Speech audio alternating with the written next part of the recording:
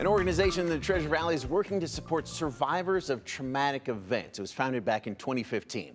The Trauma Intervention Program of the Treasure Valley works with elected and public safety officials, community leaders, and also volunteers like you. Here with us from that organization, Kymber Neal-Jenkins, the Executive Director for TIP Treasure Valley. Kymber, thank you so much. First, I talked about it just a little bit, but what is TIP? Yeah, first, thank you for letting me be here this morning. The TIP program, or the Trauma Intervention Program, is a group of highly trained volunteers that respond inside the 911 system. Oh. And so what that looks like is maybe somebody calls 911 and they're experiencing some sort of traumatic event. It could be, typically for us, it's a death.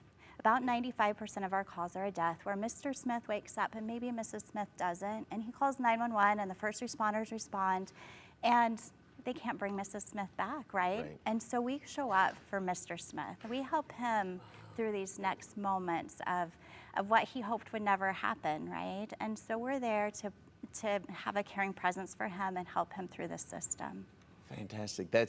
It seems like that's a great need in the community. As you sort of talk through it, I'm like, oh yeah, that must happen all the time. Can you talk about that need and sort of that gap that you guys fill? For sure. So it does happen. We actually refer to it as the daily disasters, the ones that people don't talk about, right? And so people are utilizing the system, and we're showing up. So like I said, most of our calls are death related, but they're fires, vehicle accidents, all kinds of traumatic incidents. Mm-hmm. And how do volunteers or whomever, the people involved in your program, train for this? What's that training program? Yeah, so it's an extensive training. We train for about 2 weeks. It's 9 days, 55 hours of national training.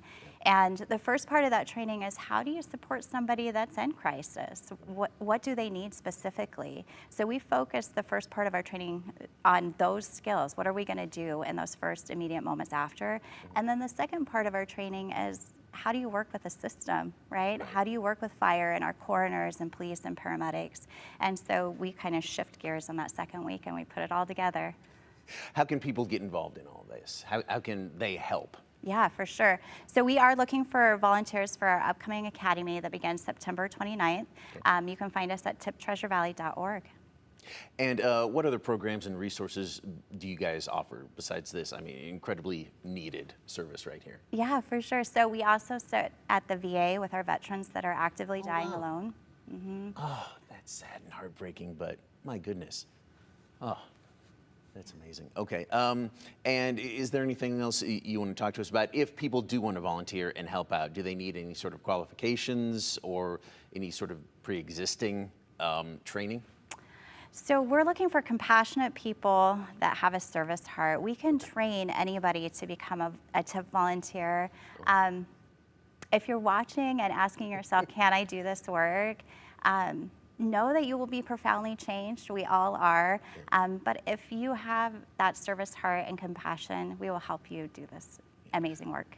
Well, I got to imagine it's not easy because you're sort of putting yourself in, becoming a part of that trauma as well, that traumatic event. But how can people contact you again, real quick, if they want to help out? Sure, it's tiptreasurevalley.org. Fantastic, and that's all the information you need. Kymber, thank you so much. Really appreciate it. Great service, great work you guys do.